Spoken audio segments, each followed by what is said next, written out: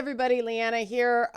This is Elden Ring, and this is the Malenia boss fight. I'm going to show you how to beat it because I played a lot of guides, and I found the information was incomplete. There's a couple things I wish I knew when I played this fight, other than the Rivers of Blood katana fully maxed out that you can get from the Church of Repose in the Mountaintop of the Giants, or the Mountain of the Giants, by defeating Bloody Finger Invader Okina. That's where you get that one. And the Dragon Crest Great Shield Talisman I find useful. The Shard of Alexander I find useful. And then any others you can plug in.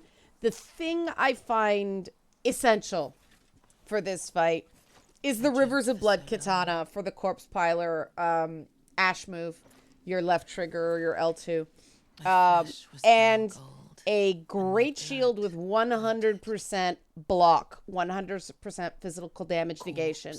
The other thing I find really useful is an endurance over 40. Now, I did this fight here on New Game Plus with an endurance of 46, and it was a godsend in blocking. Now, if you're a magic user, you may want to respec for this fight, because I have no idea how you do it without the Rivers of Blood katana. And you'll see why in a minute. But first, I'm going to show you what happens the first time you encounter Malenia, because it happens to everybody. They do it deliberately. Here we go. Okay, you fight her. You're getting ready. The pretty lilies that are toxic. I don't let them around my cats. And here goes. Yeah, that lets you know. I'm going to show you how not to do that. Now, you are going to throw yourself at this boss again and again and again and again, no matter what. Settle in, because you're basically getting good enough to get lucky. Now, there's the location for people who wonder how to find her. Look it up if you don't know how to get there. It's a pretty tough journey in there. But I found the pickled turtleneck helped because it helps with stamina recovery.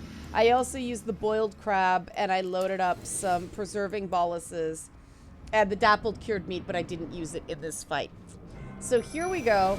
My Mimic with the Rivers of Blood katana again. And what you want to do, I did that so that I didn't waste time with the lead up. You want to back her against a wall and double team her as much as you possibly can, watching that endurance gauge like a hawk.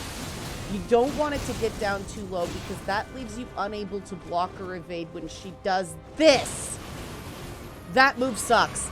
Now, if the Mimic does take the hit there for you, take the time to refill your FP and whatever health. Even if you think you don't need to on the FP, do it. I'll show you why at the end of this fight, because I got caught napping and it was almost terrible. So, you want to be aggressive, but not too aggressive. Really using that Corpse Piler special move and double teaming her. To wear her down, you're basically trying to cause more bleed damage than she causes on you. She's prone to hemorrhage, so that's why you're using this. But also the Corpse Piler special move staggers her, which stops her from beasting you while you're trying to get her down. Now, you don't want to let your Grace Mimic take too many hits here, because the Grace Mimic is not the Grace Mimic, the Mimic tier. It's very important in the second half of this fight.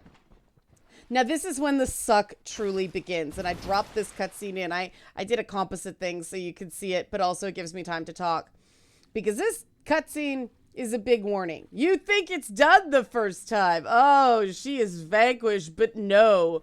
If you're paying attention to your lore in the game, it's confusing. I don't blame you if you missed it the first time. You should know what's coming here.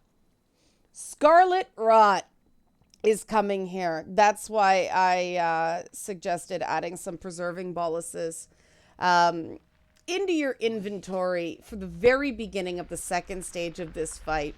Right after you dodge this motherfucker. This thing is usually a one-hit kill if it gets you and you're starting all over again.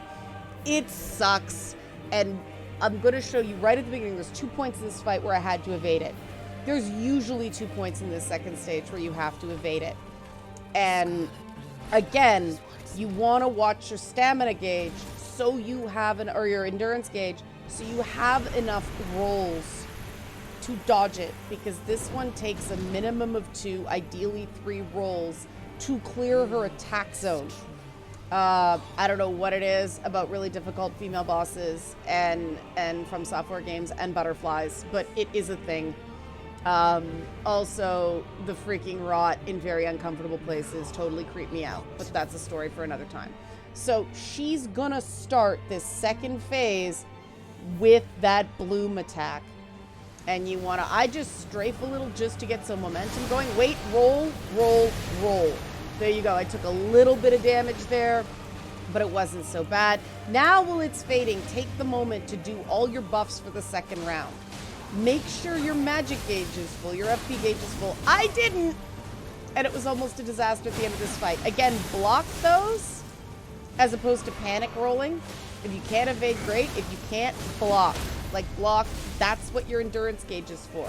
And again, we're just double teaming with the Mimic. There it is again. Roll, roll, roll.